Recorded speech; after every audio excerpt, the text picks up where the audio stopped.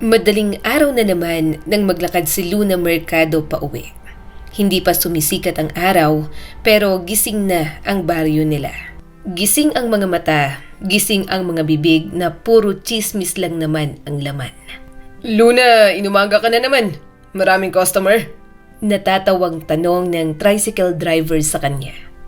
Paisa naman dyan. Bahagya siyang napairap. Sorry, hindi ako kumukuha ng customer na pangit at maasim ang singit.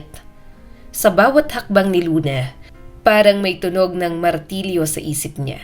Ang dami niya na namang naririnig. Parang korte ang buong lugar at siya ang kasong walang depensa.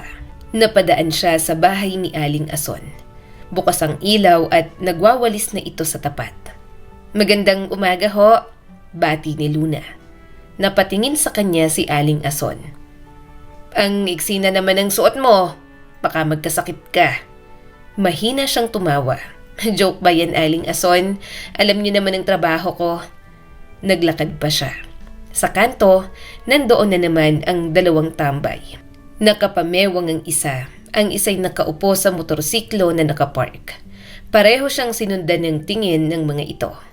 Sumipol ang isang tambay. Uy, gabi pa yata trabaho mo ah. Pokpok na pokpok talaga. Huminto si Luna sandali. Humarap siya ng nakangiti sa mga ito. Oo, night shift. Ikaw, tambay shift pa rin? Ang aga-aga, tambay ka pa rin? Kawawa naman ang mga magulang mo.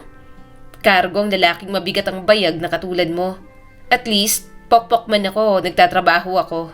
Ikaw? Tumawa ang kasama nito. Alam naman ni Luna ang mga husga sa kanya sa baryo nila.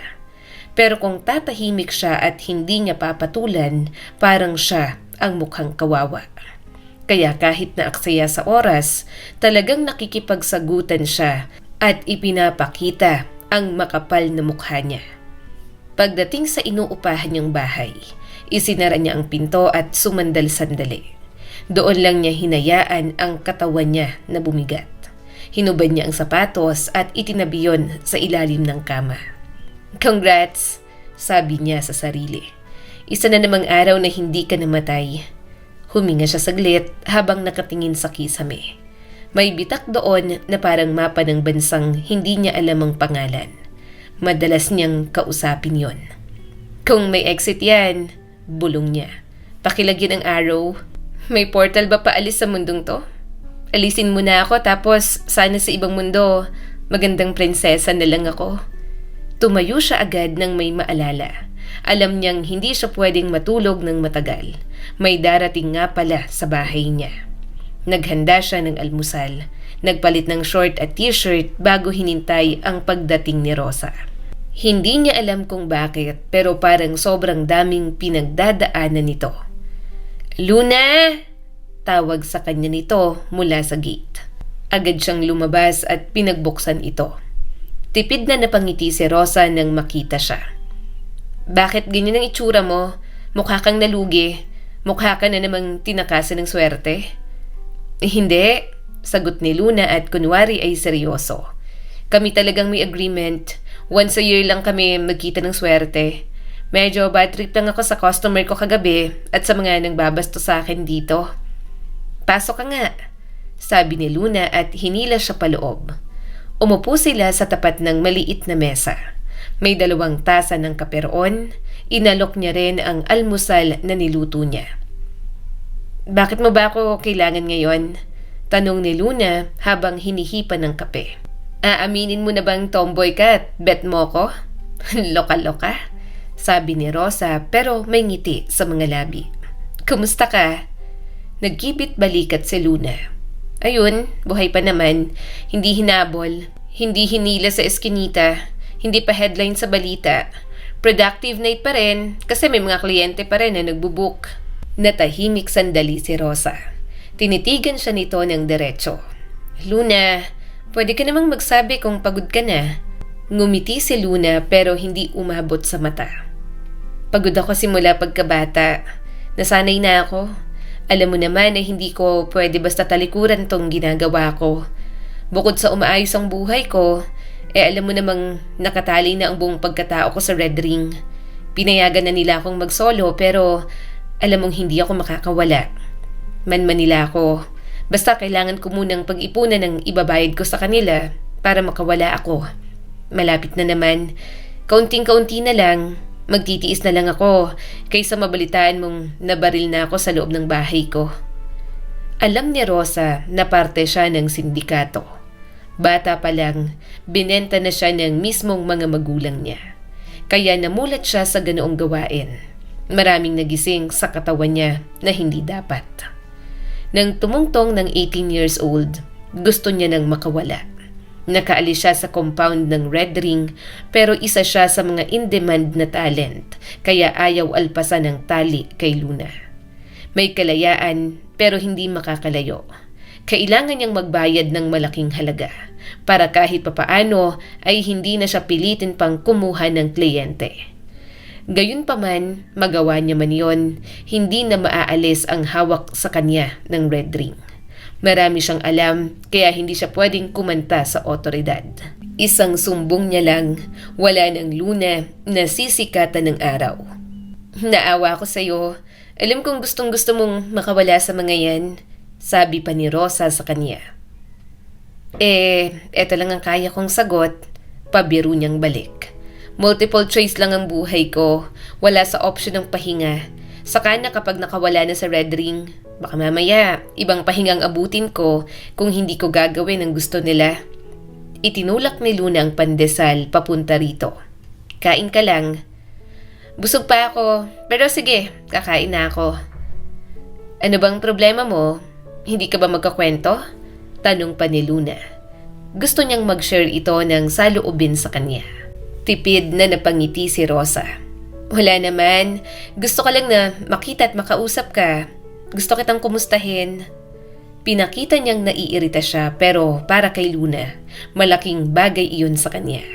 Natutuwa ang puso niya na may isang tao na palaging inaalala ang kanyang kalagayan.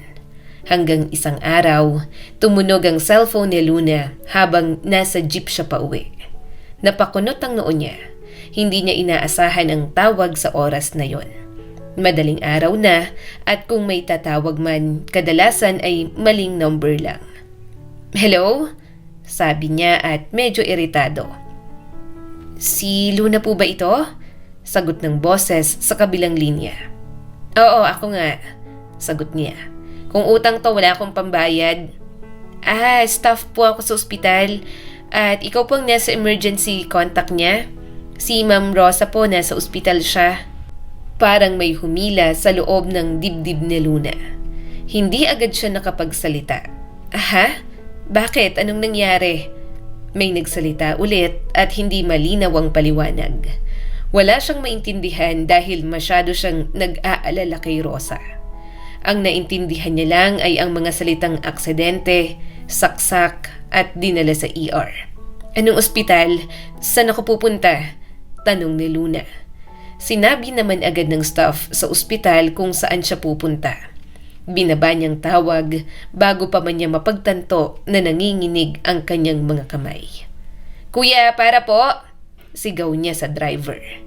Pagbaba niya ng jeep, tumakbo siya dahil alam niyang malapit lang naman. Hindi niya alam kung gaano kabilis o kung gaano kabagal. Ang alam lang niya, masakit ang dibdib niya. Tinanggal niya na rin ang heels na suot. Pagpasok niya sa ospital, sinalubong siya ng ingay. May umiiyak, may sumisigaw at may tumatakbong nurse. Parang may sariling mundo ang ospital na hindi niya alam. Ma'am? Tanong ng isang nurse. Sino pong hinahanap niyo? Si Rosa? Sagot ni Luna habang hinihingal. Rosa? Rosa ano? Basta Rosa, yung nasaksak? Saglit siyang tinitigan ng nurse saka tumango. Emergency room po. Sa ER, mas malakas ang ilaw. Mas malamig ang hangin. Mas mabigat ang pakiramdam.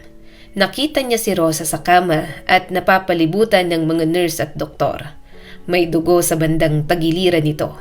Hindi ganoon karami pero sapat na para manginig ang tuhod ni Luna. Rosa? Tawag niya habang papalapit. Hoy, ano to? Joke ba to? Anong ginagawa mo sa buhay mo? Sinong sumaksak sa'yo? Napapikit si Rosa. May benda rin ito at namumutla ang itsura. Miss, sabi ng doktor, kaano-ano po kayo ng pasyente? Napatingin si Luna. Kaibigan, best friend, ate, kapatid sa kaluluwa, piling na lang po kayo. Tumango ang doktor. Critical po ang kondisyon niya. May natamaang organ. Kailangan siyang operahan pero hindi pa namin sure kung magiging maayos ang lahat sa kanya. Wala raw siyang ibang kamag-anak at ikaw ang sinabi niya. Kaya kung payag ka, ikaw ang pipirma sa waiver. Okay, sagot ni Luna. Sige po, nasaan na? Gawin niyo ang makakaya niyo. Pagalingin niyo po si Rosa. Magagalaw ang ipon niya pero wala na siyang pakialam. Pamilya sa kanya si Rosa. Hindi niya hahayaang mapahamak ito. Tunay na kaibigan niya si Rosa at may umaasa pang mga anak dito. Kaya yon at nandoon siya. Hinintay na matapos ang operasyon ng kanyang kaibigan. Siguradong naiwan ang mga anak nito sa bahay. Gayunpaman, sa kanya na lang pupuntahan kapag maayos na si Rosa. Alam niyang hindi naman ito ang tipo ng ina na naiiwan ang mga anak nang walang kakainin at hindi kaya ang mga sarili. Nang matapos ang operasyon, nakahinga siya ng maluwag nang maging okay na ito. Sobrang nag-alala siya, hindi niya halos alam ang gagawin kanina. Naiwan si Luna sa tabi ng kama. Rosa, gising ka. Lumaban ka para sa mga anak mo. Bahagyang gumalaw ang daliri ni Rosa. Bumukas ng kaunti ang mga mata nito. Luna? Oo, mabilis na sagot ni Luna. Ano, lumaban ka ha? Umayos ka ha? Pupuntahan ko mamaya ang mga anak mo. Magpagaling ka. Siguradong hinihintay ka na ng mga yon. Ngumiti si Rosa pero bakas ang hirap sa mukha nito. Kahit tulog ako, naririnig kita. Ang ingay mo pa rin? Siyempre, sagot ni Luna. Kapag tumahimik ako, may mali. Kilala mo ako. Hinawakan nito ang braso niya. Luna, makinig ka. Napakunot ang noo ni Luna. Uy, huwag kang ganyan. Parang may iwan kang last will. Huminga si Rosa ng malalim. Kung may mangyari sa akin, walang mangyayari sa'yo. Mabilis na putol ni Luna. Huwag mo akong sinisimulan ng drama. Hindi ako prepared. Bakit ba negatibong iniisip mo? Nasaksak ka lang naman. Sino bang sumaksak sa'yo? Sinaksak ako ng kinakasama ko, Luna. Nanginginig ang boses na saad ni Rosa. Kumunot ang noo ni Luna. Una pa lang, ramdam niyang walang gagawing maganda si Mon, ang live-in partner ni Rosa. Yun nga at nasaksak pa ang kaibigan niya. Alagaan mo ang mga bata, saad ni Rosa sa kanya. Si Mika, si Enzo, alagaan mo sana sila. Parang may humampas sa ulo ni Luna. Aha? Hindi ka pa mamamatay, Rosa. Excuse me, mali yata ang kausap mo. Ako to. Bakit mo sa akin ipagkakatiwala ang mga anak mo? Luna, napailing siya. Rosa, mahal kita. Pero hindi ako babysitter ng mga anak mo. Ni halaman mamamatay sa akin. Ngumiti si Rosa ng bahagya. Ikaw ang pinakamatapang na nakilala ko. Alam kong kaya mo silang protektahan. Hindi. Agad na sagot ni Luna. Pinakamagaling lang akong magkunwaring matapang. Pero mahina ang loob ko. Rosa naman, okay sana kung perang last will mo. Bakit naman mga anak mo? Saka alam mo naman ang buhay na meron ako, diba? Isang mali ko lang. Isang bala lang ako sa red ring. Hinawakan ni Rosa ang kanyang kamay. Alam kong takot ka.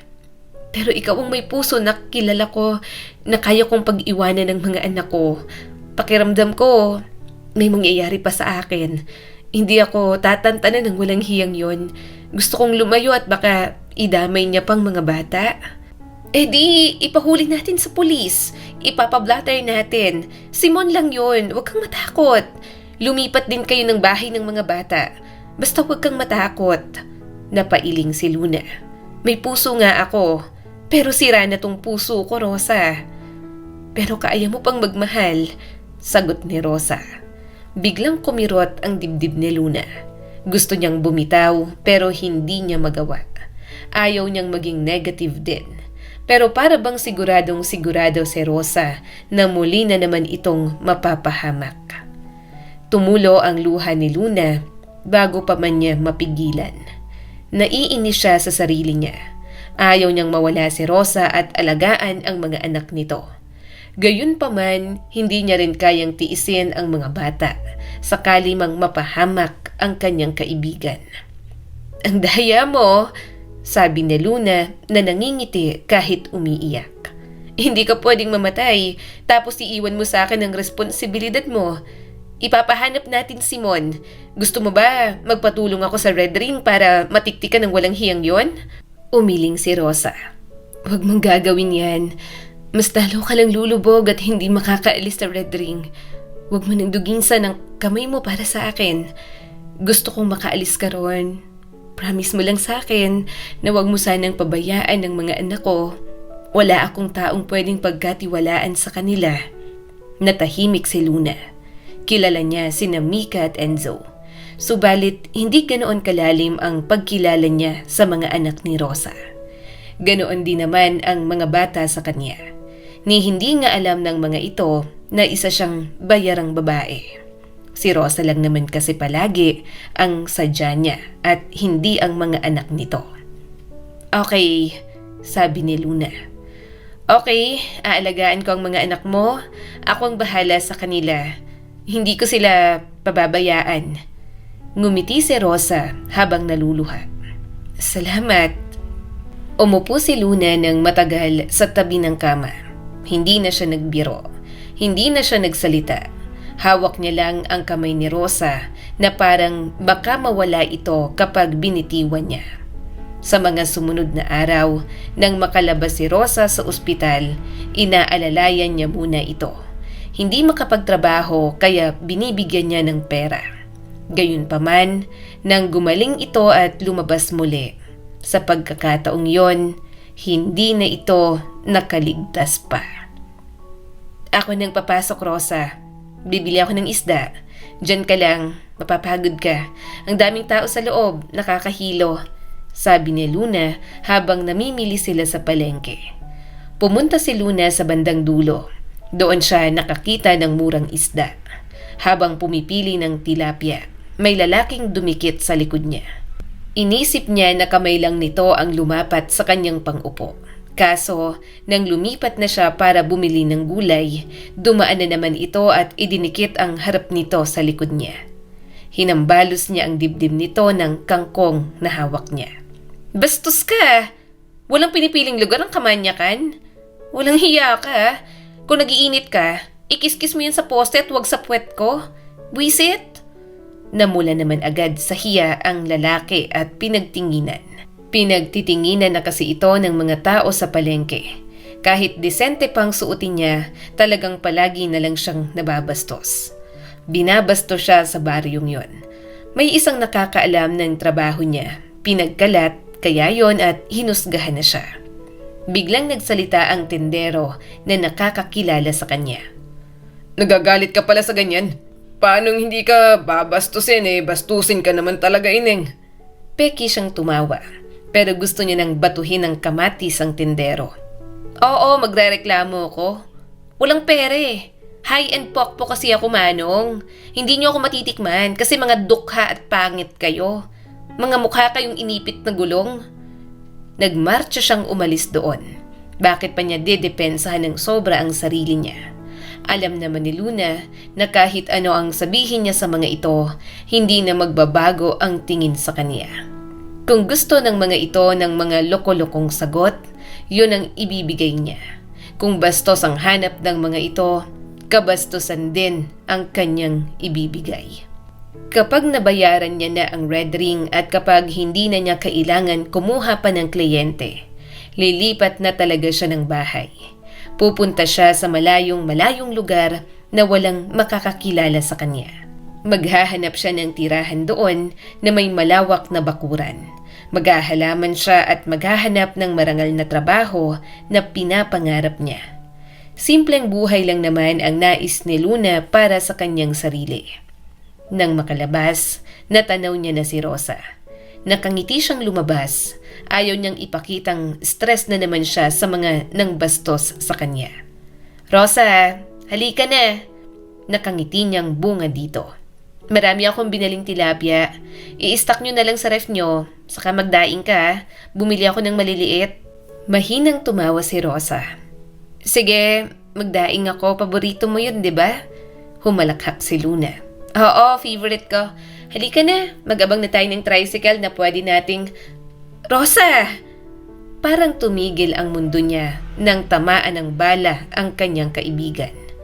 Agad itong bumuga ng dugo sa bibig bago humandusay sa kalsada. Nakita niya ang lalaking nakasakay sa motor na bumaril kay Rosa.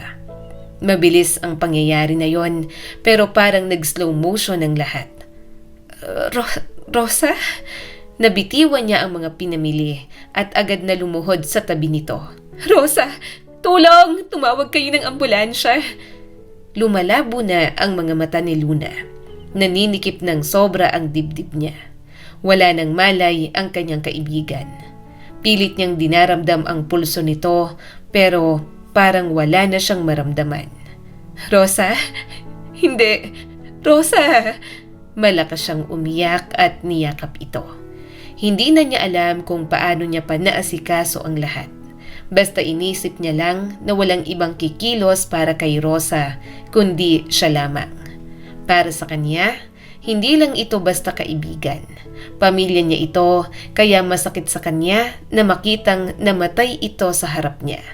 Wala man lang siyang nagawa. Ano pong nangyari? Bakit po namatay si nanay? Tanong ng 9 na taon na si Mika. Tiningnan ni Luna ang bata. Ewan ko rin, hindi ko rin alam. Sino pong mag-aalaga sa amin? Tanong naman ng 5 taon na si Enzo. Bago pa siya makasagot, biglang nagsalita si Mika. Sino pa? Di si Tito Gabo. Kumunot ang noo niya. Bigla niyang naalala si Gabo, ang kapatid ni Rosa na mahilig makipagbasag ulo. Walang direksyon sa buhay at napapasama sa mga nangbubutas ng mga bag ng mga tao sa simbahan. Mahilig mangdekwat.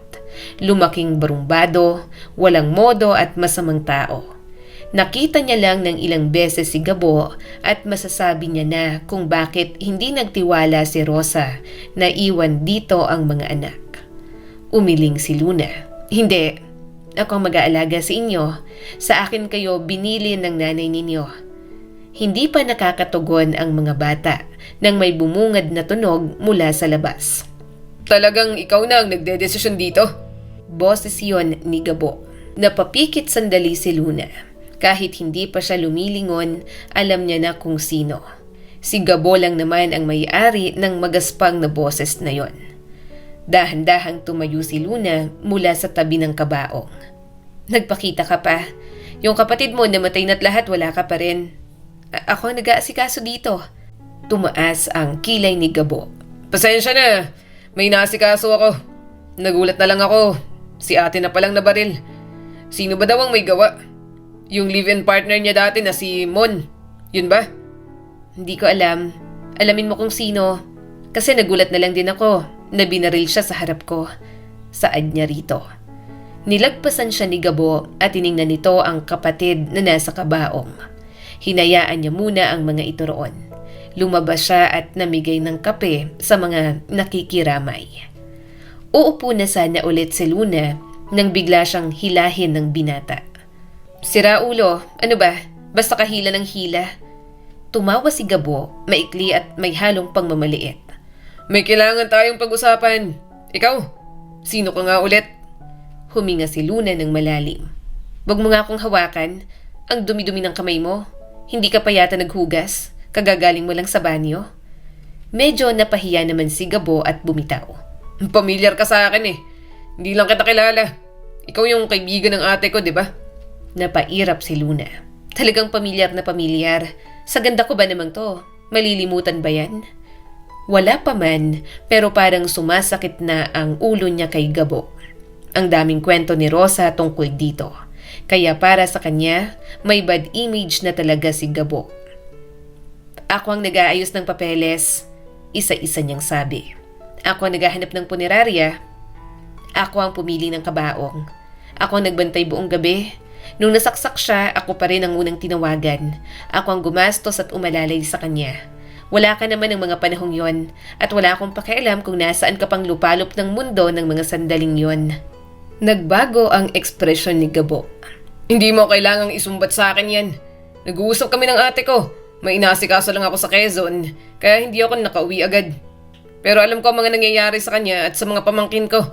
Huwag mo akong sumbatan. Hindi ko sinusumbat, sagot ni Luna. Naglilista lang ako. Baka kasi makalimutan mo na naman. Nakakabwisit pa naman yung pag-uugali mo.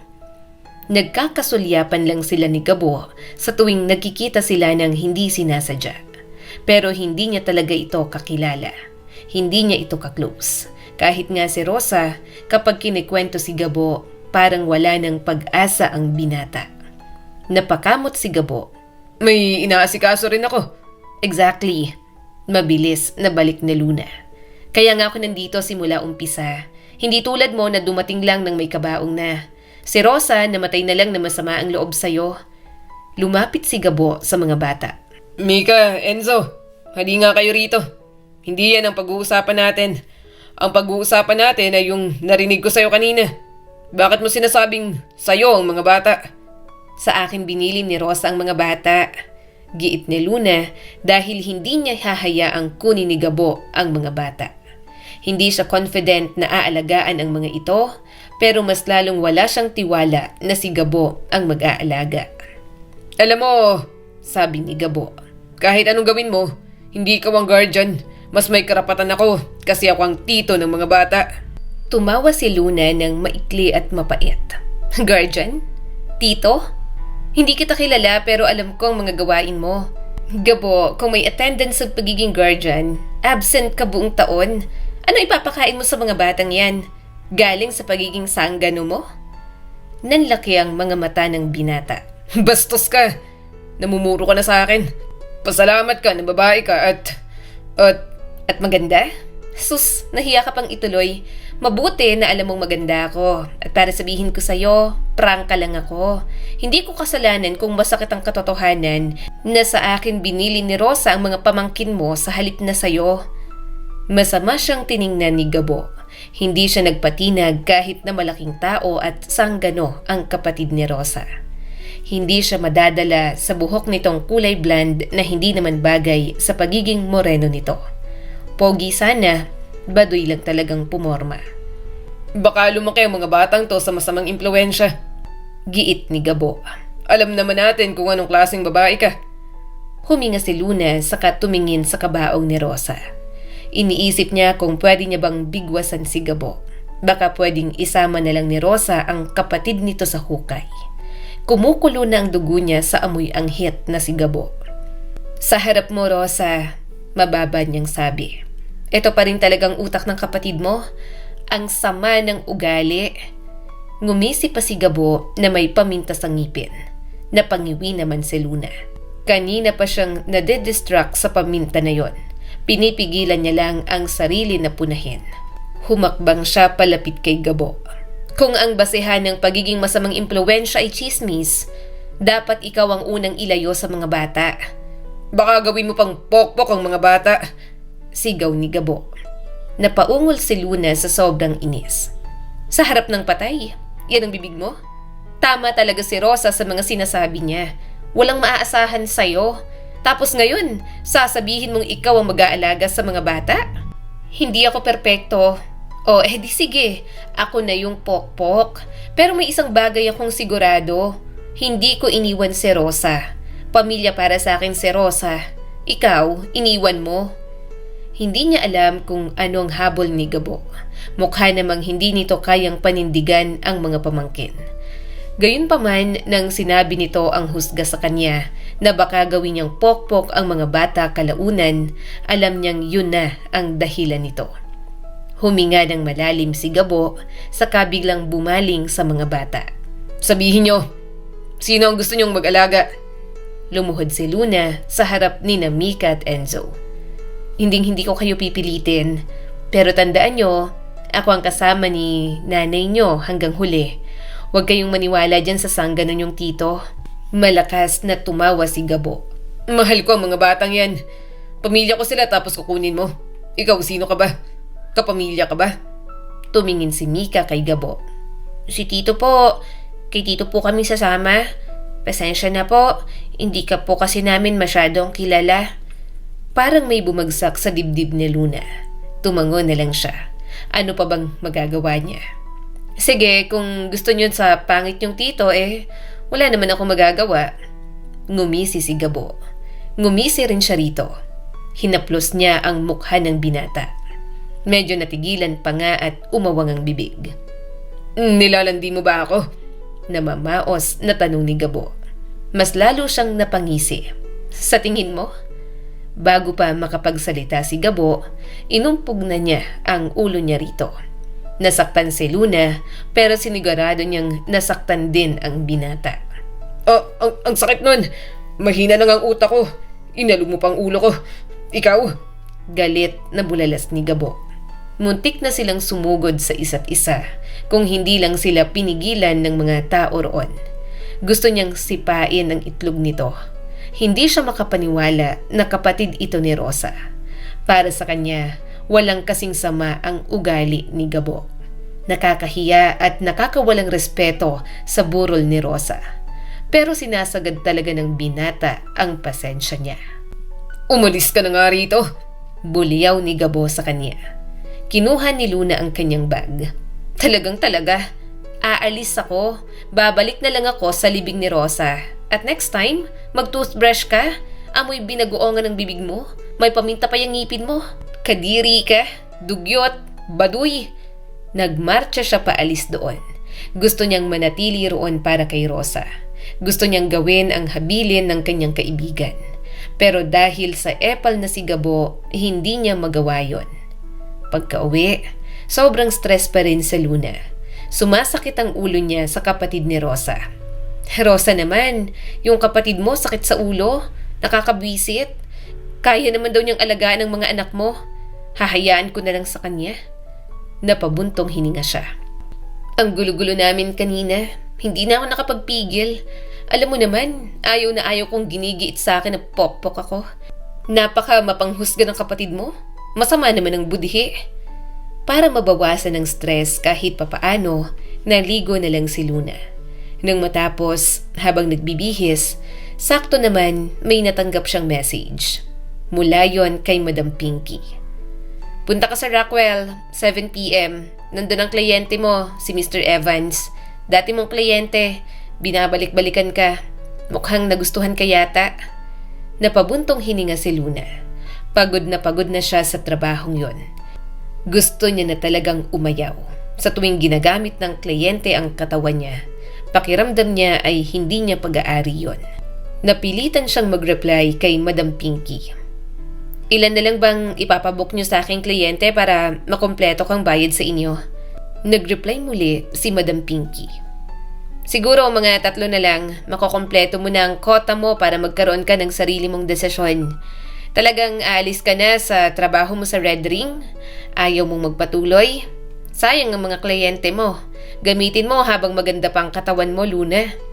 Mas nanikip ang dibdib ni Luna habang binabasa ang message. At uubusin kong sarili ko sa mga bagay na hindi ko gusto? Muli pang nag-send ng message si Madam Pinky. Pero kahit na matapos mo naman, nakatali ka pa rin sa Red Ring habang buhay. Kapag may mali kang ginawa, alam mong matatapos na agad ang buhay mo. Hindi naman kita tinatakot, pinapaalala ko lang sa'yo. Anyway, kapag natapos mo na yung 3 kliyente, kapag gusto mo pang bumalik, magsabi ka lang sa akin. This time, ikaw naman ang may hawak ng desisyon mo. Pwede kang tumanggi at pwede kang pumayag sa pinabook sa'yo. Pinatay na lang ni Luna ang cellphone niya. Hindi niya na ulit gagawin yon. Kapag natapos niya na, hinding-hindi na siya babalik sa ginagawa niya kahit mamatay pa siya sa gutom. Si Mr. Evans na naman ang kliyente ko. Napapikit si Luna. Ay, magkakaroon na naman ako ng pasa nito. Mga 3 beses na yata siyang nabook ni Mr. Evans. Nasisikmura niya naman ang ibang kliyente niya. Pero ang mga kliyente na binabalibag siya, tinatali sa kama o kailangan pang saktan si Luna, halos hindi niya makaya. Parang gusto niya na lang nalasingin siya o patulugin kung ganun lang ang gagawin sa kanya. Kaya habang nakasakay sa pinabook niyang Grab, panayang inom niya ng alak na nasa tumbler niya. At nang makarating sa meeting place, kahit paano ay nasikmura niya ang mga ginawa sa kanya ni Mr. Evans ng gabing yon.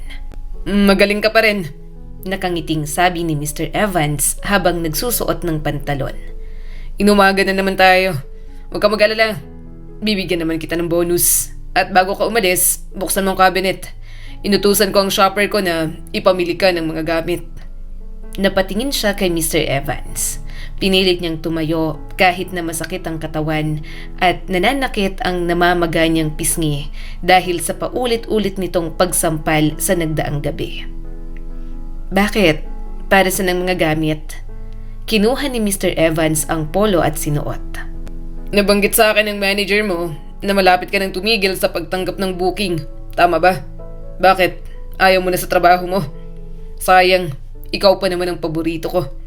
Umiwas siya ng tingin. Paborito nito kasi talagang hinahayaan niyang saktan siya nito. Wala naman siyang choice. Kasama yon sa usapan ng pagiging bayarang babae ni Luna. Kunin mo ang mga pinabili ko. Para sa'yo yun. Isipin mong goodbye gift ko na lang sa'yo. Sabi ni Mr. Evans, lumapit at malalim pa siyang hinalikan. Gumanti siya pero sa totoo lang, dering-deri na talaga siya rito. Aray, malakas niyang sigaw nang sampalin pa ulit nito ng malakas ang pisngi niya. Tumawa naman si Mr. Evans. Kagigil ka talaga. Nanatiling nakasubsob ang mukha niya sa kama. Ayaw na ni Luna na iangat pa yon. Baka matempt na naman ito na sampalin siya. Nang makaalis si Mr. Evans, doon pa lang sunod-sunod na tumulo ang mga luha niya.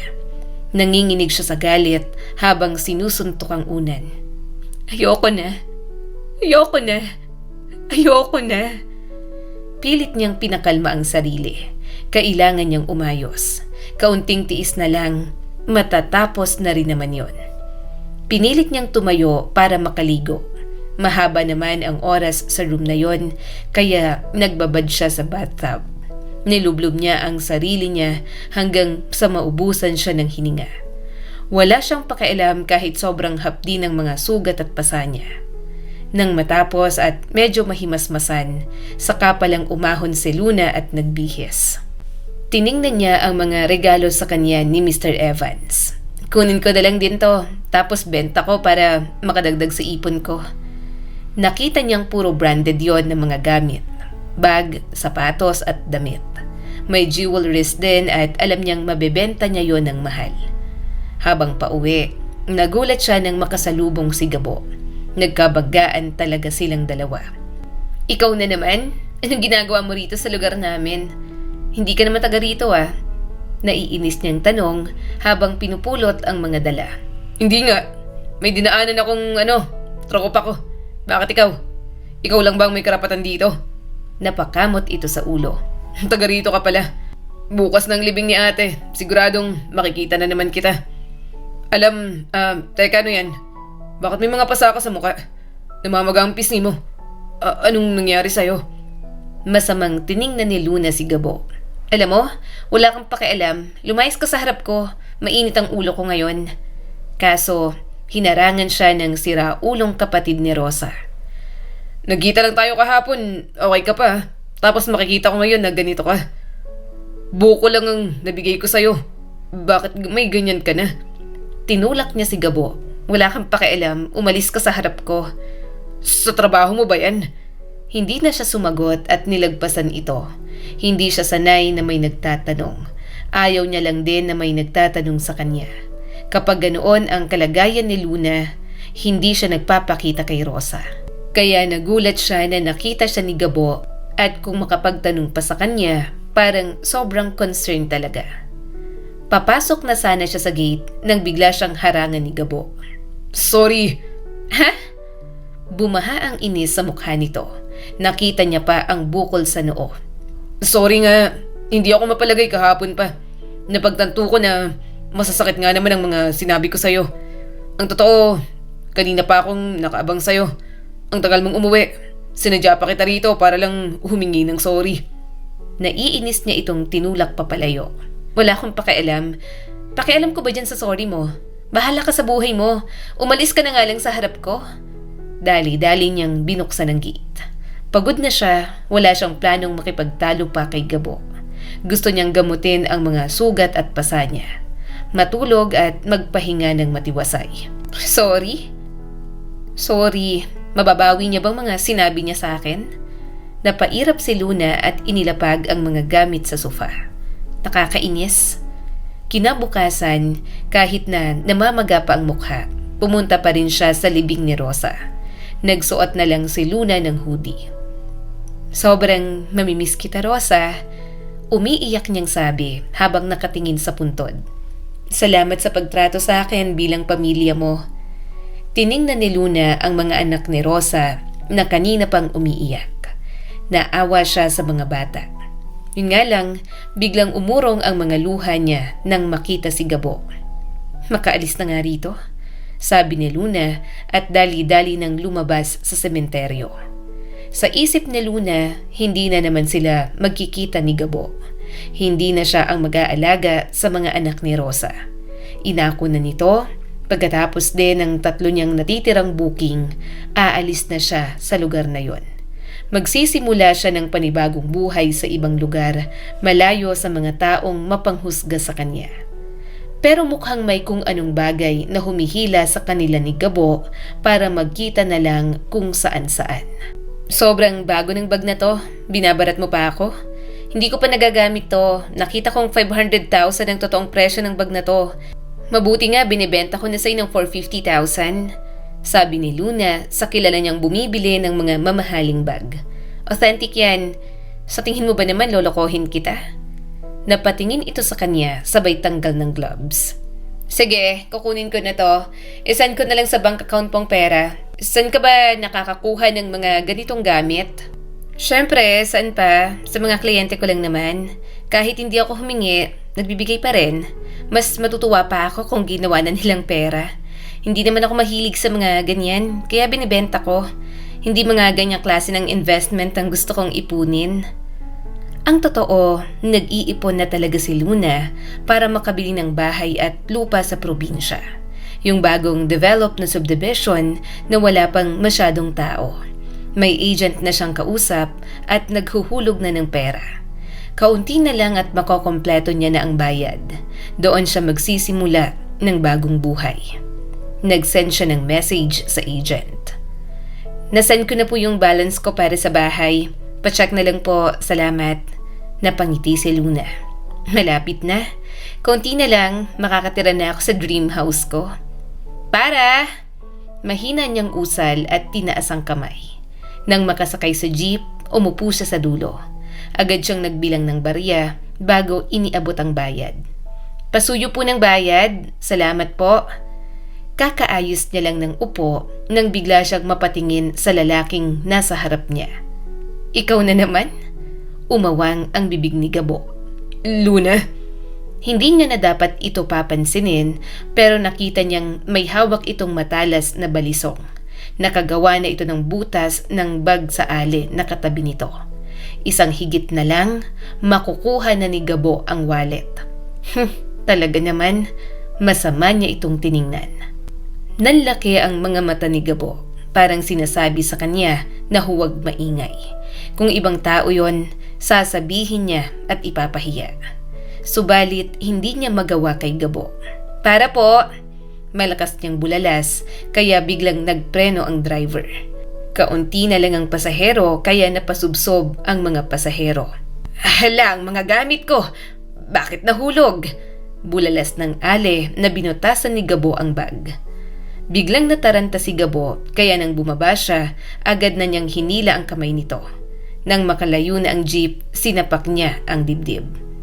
Napakawalang hiya mo talaga kahit kailan, bulalas ni Luna rito. Ano, ang lakas ng loob mong sabihin sa akin na kaya mo ang mga pamangkin mo? Galing pala sa gawaing ganyan ang ipapakain mo? Anong gagawin ko? Ito lang ang alam kong trabaho. Katwiran pa ni Gabo. Sinamaan niya ito ng tingin. Bakit? Trabaho ba yan? Nang dedehado ka na nga ng ibang tao, tinatawag mo pang trabaho. Ang dami-daming trabahong pwedeng gawin dyan, oh. Bakit hindi mo gawin? Hindi nakasagot si Gabo. Hindi ito makatingin sa kanya. Hindi talaga makatingin ang binata sa kanya. Huling-huli niya na sa mga kalokohan nito. Ano? May nadekwat ka ngayong araw? Singhal niya pa rito. Napakamot si Gabo sa ulo, parang batang kinokotongan niya. Nang humakbang siya, napaatras naman agad ang binata. Muntik na siyang matawa. Bakit ka umaatras? Tiningnan ni Gabo ang noo niya. Mamaya, lagyan mo na naman ako ng bukol. Hindi na napigilan ni Luna na matawa. Ewan ko sa'yo. Hindi ako mapanakit, pero nananakit talaga ako kapag dehado ako. Saka matatakot ka sa bukol? Sa posibilidad na dumugin ka ng mga tao kapag nahuli ka, hindi ka natatakot? Hindi. Muling napatingin si Gabo sa kanya. Sanay na ako. Hindi naman ako nahuhuli. Inirapan niya na lang ito. Magkapatid ba talaga kayo ni Rosa? Ang layo ng mga ugali niyong dalawa? Nakakasagad ka ng galit? Bahagyang tumawa si Gabo. Nakakagalit ka rin naman. Nakakainsulto ang mga sinabi mo. O bakit? Hindi ba totoo? Huling-huli nga kita oh. Ilan nakuha mo? Parang mahihimatay siya nang makitang 4 na wallet na ang nakuha ni Gabo. May isa na maraming valid ID lang naman ang laman. May isang wallet din na may 20,000 ang laman. Akin ang mga yan. Ibabalik natin yan. Singhal ni Luna rito. Umawang ang bibig ni Gabo. Anong ibabalik? Ayoko pinaghirapan kong kunin ang mga wallet na to. Pilit niyang inagaw ang mga wallet. Anong pinaghirapan? Hoy, hindi sa'yo yan. Ang sama-sama ng kaluluwa mo. Pokpok lang ako, Gabo, pero hanggang kaya ko, hindi ako nang dedehado ng ibang tao. Kaya minamalas ka sa buhay mo eh. Wala kang marating kasi ganyan ka. Ibabalik natin to kasi baka mamaya kung saan pang kamay ng Diyos kinuha ng mga may-ari nito ang pera nila. Doon natigilan ang binata. Naagaw niya sa wakas ang mga wallet. Maya-maya ay iisa-isahin niyang i-contact ang mga may-ari. Tatanungin niya si Gabo kung saan ito nakuha ang mga wallet. Mag-iimbento na lang siya ng kwento kung paano niya napulot. Naniniwala ka pa pala sa Diyos? Biglang tanong ni Gabo na nagpatigil kay Luna. Muling napatingin si Luna sa binata. Bakit naman hindi? Gusto kong maniwala.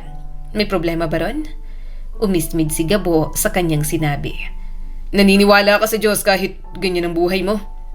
Oo, kailangan ba na sa Diyos ko isisi ang lahat?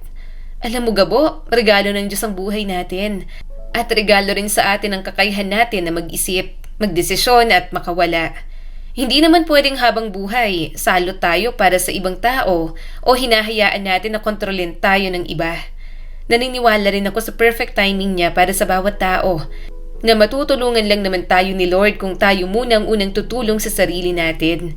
Kahit na ibenta ko ng mga magulang ko sa sindikato, naniniwala pa rin ako sa Diyos kasi alam ko matatapos na rin naman to. Mukha lang ako matapang at kalad ka rin pero alam ng Diyos ang kalooban ko. At alam ko na lahat ng bagay na hinihiling ko may pagkakaloob din sa akin sa tamang panahon. Nagkatinginan silang dalawa ni Gabo. Biglang tumayo ang mga balahibo niya sa batok. Doon lang napagtanto ni Luna na bukod kay Rosa, nagawa niyang sabihin kay Gabo ang mga tunay na nilalaman ng puso niya. Si Gabo na unang kita niya palang, kaaway na ang turing niya. Binenta ka ng mga magulang mo? Gulat na tanong ni Gabo. Umiwas siya ng tingin at dinaan na lang yun sa tawa. 12 years old, 13? Pokpok na ako. Pero malapit na akong matapos. Kapag natapos na ako, magbabagong buhay na ako. Magpapakademure na ako na baka akalain mo pang diwata ako sa kakahuyan. Bakit hindi pa ngayon, Luna? Bakit hindi ka pa ngayon tumigil dyan sa ginagawa mo? Muli niyang tinawanan ang binata. Ikaw, bakit hindi ka pa rin tumigil sa ginagawa mo? Hindi agad ito nakapagsalita. Maya-maya ay bigla na lang siyang hinamon ni Gabo. Sige, kapag tumigil ka, titigil na rin ako. Maghahanap ako ng marangal na trabaho. Ano? Hindi naman ganun kadaling gawin yon. Nakangiting sagot ni Luna. Marami pa akong kailangan tapusin. Mahirap ipaliwanag. Basta malapit nang matapos yon at kahit papano, may munti na akong kalayaan. Muli niya itong hinampas at tinago sa bag niya ang mga wallet. Ibabalik natin to sa ayaw at sa gusto mo, ha? Sinubukang kunin ni Gabo ang kanyang bag. Akin na, paldo na ako dyan, kinita ko na yan. Naiirita siyang umatras. Anong kinita mo? Ano, ang lakas mong maghamon na itigil na natin ang mga ginagawa natin, tapos bigla kang magiging ganito? Ibabalik natin to. Wala na kaming makain ng mga pamangkin ko. Oh, edi, ako magbibigay. May pera ako. Pinaningkita ni Luna ng mga mata si Gabo. Ayan kasi, ang yabang-yabang mo. Sinabi mong kaya mo silang alagaan. Sa akin nga sila binili ni Rosa. Nung una ayaw ko kasi malay ko bang mag-alaga ng bata. Pero mahal ko si Rosa at para na siyang pamilya sa akin. Kaya okay na sa akin na alagaan sina Mika at Enzo. Masyado ko lang talagang judgmental. Bakas ang guilt sa mukha ng baduy na si Gabo. Sorry na nga. Oo na, mali na ako. Tama ka, dyan ka magaling. Babae ka kasi. Natatawa niyang tiningnan ang noon nito na nilagyan niya ng bukol. Okay, apology accepted. Ako na munang bahala sa mga pamangkin mo. May pera naman ako. Mamili tayo ng grocery para sa inyo at pagkain na luto na. Babayaran ko yan. Saad ng binata at sinabayan siya sa paglalakad. Saglit na tumingin si Luna. Paano? Sa pangdidekwat mo na naman. Magtatrabaho ako. O bakit? Hindi pwedeng magbago? Napahalakhak si Luna. Sige lang, panindigan mo yan. Kapag yan, hindi ka nagbago. Hindi niya kailanman na-imagine na makikipagkulitan siya kay Gabo. Nararamdaman niya naman na maayos itong makisama. Kulang lang talaga siguro sa kaunting tulak o maaring napasama sa maling barkada. Pumunta na nga sila sa grocery store. Marami siyang pinamili. Alam ni Luna na kasya na yon sa loob ng isang buwan. Okay na rin para hindi magutom ang mga anak ni Rosa. Makakapagbaon pa sa school. Ang dami mong pinamili. Saad ni Gabo, sabay tingin sa presyo ng mga pinamili niya. Paano ko babayaran to? Napailing si Luna. Huwag mo nang bayaran, bigay ko na yan sa magkapatid. Saka maliit lang naman yan. Hindi ko ikakahirap. Sumakay na sila sa jeep pa uwi. Nang makarating sa bahay, nakita niya sina Mika at Enzo. Gulat na gulat ang mga ito nang makitang napakarami niyang pinamili. Si Tita Luna niyo ang may bigay niyan. Napalingon sa kanya si Gabo. Magpasalamat kayo. Nagpasalamat naman ang mga bata sa kanya. Sa gabing yon, doon na lang si Luna kumain ng hapunan. Kinumusta niya na lang ang mga bata. Bukod doon, pinag-usapan nila ni Gabo kung paano ibabalik ang mga wallet na kinuha nito. Usapan, ibabalik ang mga wallet na to ha. So sa akin na muna, ibabalik ko to isa-isa. Paalala ni Luna rito. Huminga ng malalim si Gabo. Oo na. Ano pa bang magagawa ko sa pagiging pakialamera mo? Siya nga pala, gabi na. Kung uuwi ka, ihahatid na lang kita. Pero kung hindi, pwede ka namang dito matulog. Tumabi ka kay Mika.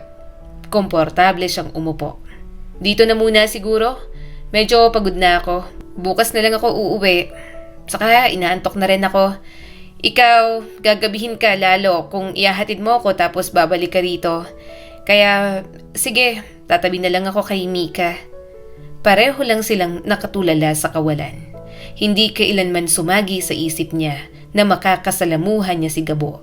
Na kahit wala na si Rosa, hindi niya mapipigilang hindi intindihin ang mga anak nito. Siya nga pala, muling tumingin sa binata si Luna. Na Simon ang nakasaksa kay Rosa, hindi pa siya nahuhuli, diba? Umiling ang binata. Hindi pa siya nahuhuli. Hindi naman na-update sa mga pulis ang kaso. Hindi nila gaanong tinutukan. Napabuntong hininga na lang siya. Alam niyang ganoon nga sa mga kapulisan. Sana man lang ay mag-improve ang sistema sa kanila. Sa bumarel, tanong niya rito. Simon din bang bumarel kay Rosa? Doon saglit na natahimik si Gabo. Para bang may alam ito na hindi sinasabi sa kanya. Nang magkatinginan sila, doon niya nalaman na mas may seryoso pang dahilan ang kamatayan ni Rosa. Bago mamatay si ate, may sinabi siya sa akin. Dito sa amin, delikado at sobrang daming nangyayari. May nakita siyang krimen. Hindi niya naman sinasadya pero nakita niya at nakita siya ng pumatay. Yun sa tingin ko ang may rason kung bakit pinatumba na rin ang ate ko.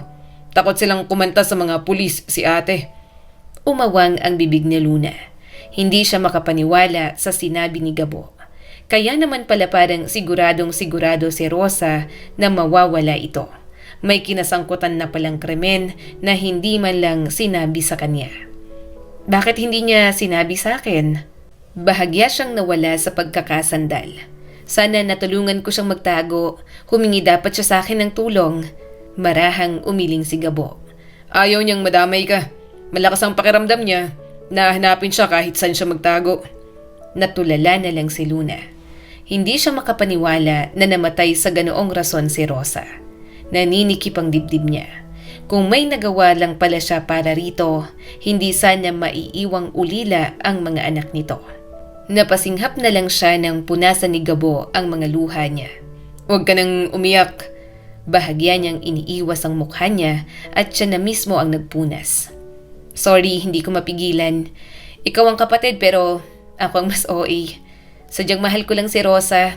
Nang medyo makawala ako sa Red Ring at hayaang pumasok sa school para sa ibang kliyente ko, si Rosa ang tanging lumapit at naging kaibigan ko. Naging pamilya ko siya kaya sobrang halaga niya sa akin. Tipid na napangiti si Gabo. Ang swerte ni Ate Rosa na nagkaroon siya ng kaibigan na katulad mo. Inisip niya na swerte rin naman siya kay Rosa. Nagkaroon ng isang taong hindi siya hinusgahan. Nagkaroon siya ng isang taong palagi niyang masasandalan noon. Kinabukasan, hinatid na nga siya ni Gabo sa bahay niya. Nagpasalamat si Luna at tinanaw na umalis ang binata. Hindi niya alam kung kailan ulit sila magkikita, pero masaya siya na nagkaroon sila ng ganoong conversation ni Gabo. Nagpatuloy muli ang buhay niya. Tumanggap ulit ng kliyente na nakabook sa kanya. Kapag ginagawa niya yon, sobra siyang nandidiri. Pero palagi niyang binibilang, parang countdown na kapag naubos na ang kliyente, matatapos na rin ang lahat.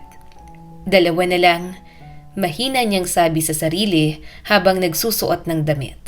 Nang makalabas sa hotel at naglalakad na, doon niya palang totoong naramdaman ng pagod.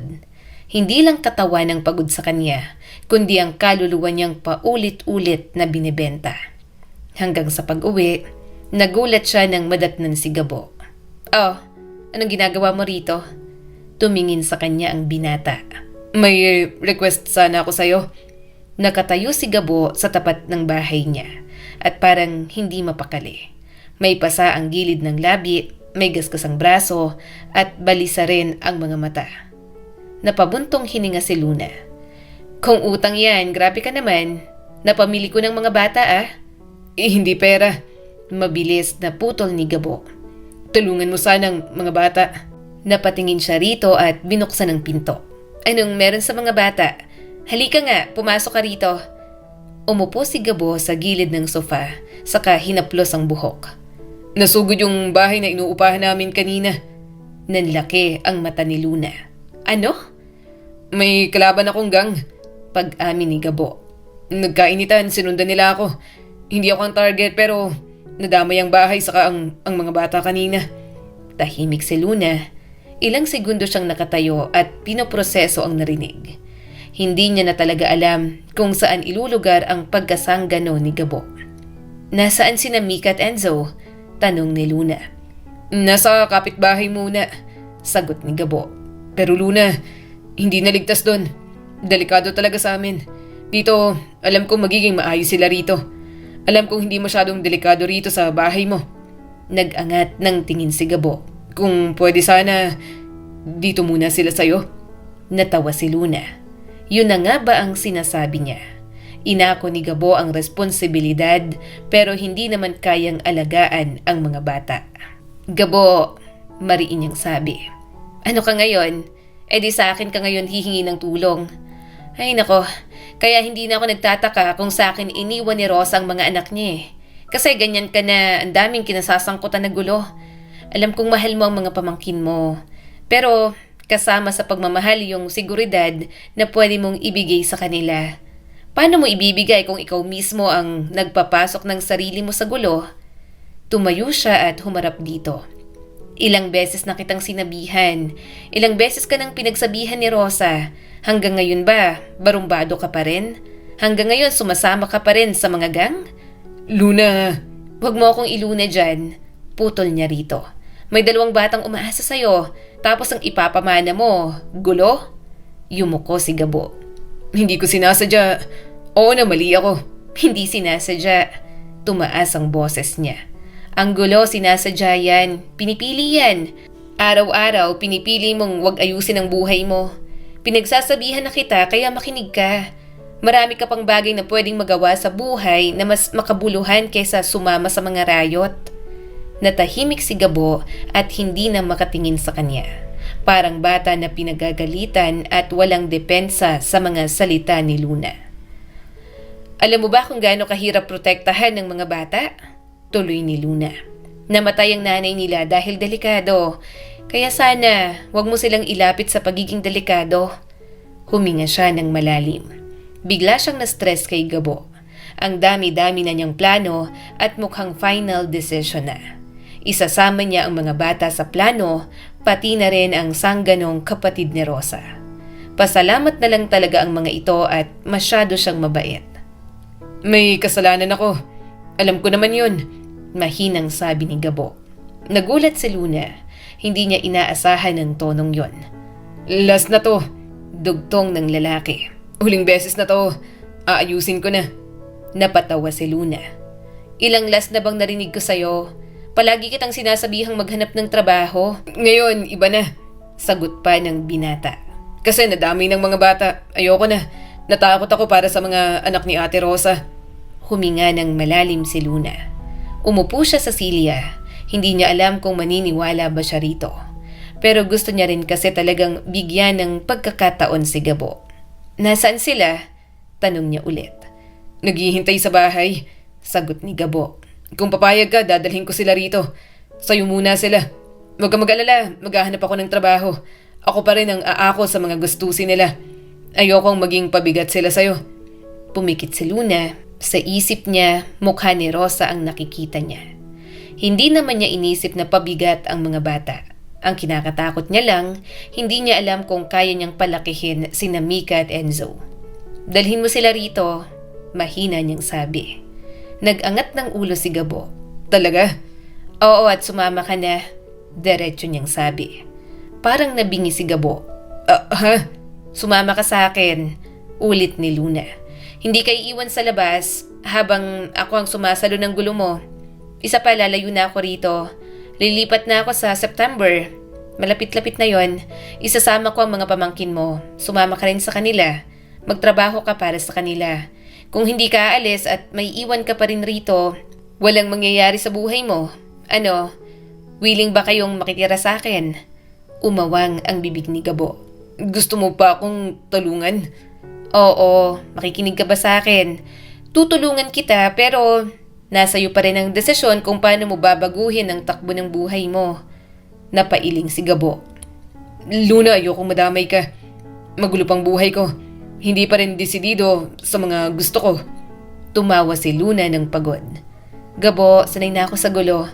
Saka, kaya nga tutulungan para umayos ang buhay mo. Lumapit siya rito. Makinig ka. Kung gusto mong patunayan na seryoso ka, samahan mo mga pamangkin mo. Haharap ka sa araw-araw na responsibilidad. Maghahanap ka ng matinong trabaho. Mataman siyang tiningnan ni Gabo. Marami siyang nakikitang emosyon sa mga mata nito. Gayunpaman, hindi niya alam kung ano ang iisipin sa lahat ng yon.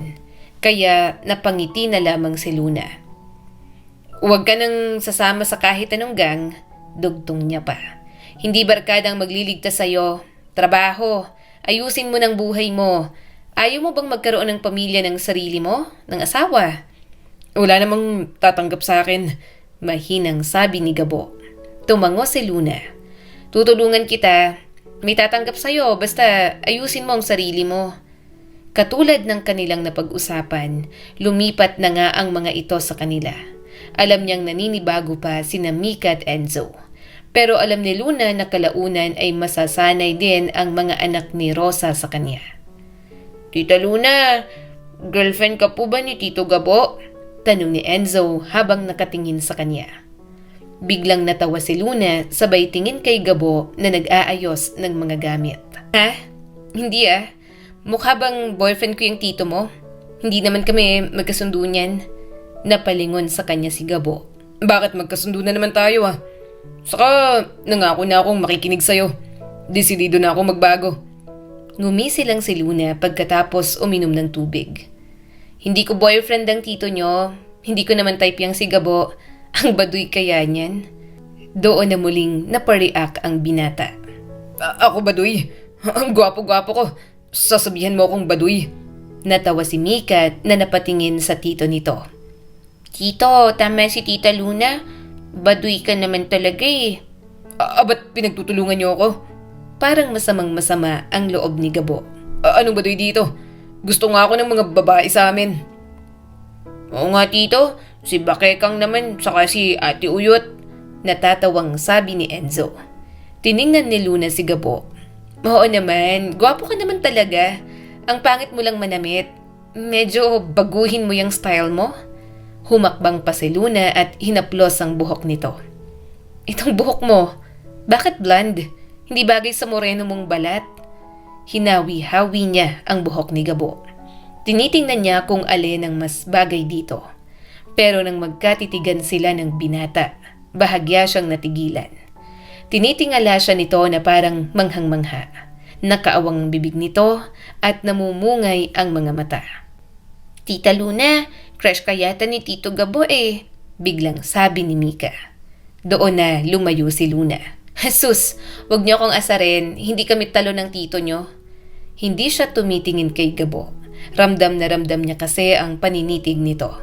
Hindi niya alam kung bakit lumalakas ang tibok ng kanyang puso. Matagal na siyang tinititigan ng mga lalaki dahil na rin siguro sa pagnanasang nararamdaman sa kanya.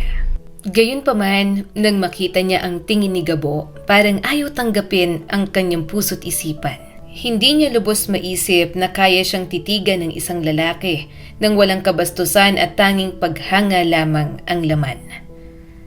Ano bang tingin mong bagay na buhok sa akin? Nauutal na tanong ni Gabo. Nagkulay lang naman ako. Kasi nagkulay lang din ang buhok ang tropa ko. Nakuha niya sa bakla sa parlor. Wala kaming magawa kaya kinulayan namin ang mga buhok namin. Nagsimula nang magligpit si Luna. Ewan, hindi ko alam kung anong bagay sa'yo. Bahala ka na sa buhay mo. Bago pa niya marinig ang susunod nitong sasabihin, dumiretso na siya sa lababo. Hindi siya mapakali. Mukhang mali pa yata na hinayaan niyang tumira si Gabo kasama sila. Rosa, yung kapatid mo, mukhang lalandiin pa yata ako. Mahina niyang bulong sa hangin. Pilit na lang niyang pinapaalala sa kanyang sarili na baduy si Gabo. Walang direksyon sa buhay, walang modo, sanggano, barumbado. Subalit paano niya ipapaalala yon kung nakikita niyang nakikinig si Gabo sa kanya? Kung nakikita niyang unti-unti na itong naglalakad sa tamang landas na itinuturo niya. Nasaan ang tito niyo? Tanong ni Luna nang makauwi ng bahay. Kagagaling niya lang sa bahay na lilipatan nila. Inaasikaso niya ang mga pinadeliver na furniture doon. Malapit na silang lumipat kaya pinapaayos niya na. Hindi pa siya tapos sa 2 kliyente na kailangan niyang siputin. Pero sinabi niya kay Madam Pinky na babiyahin na lang siya kapag binigyan siya ng booking.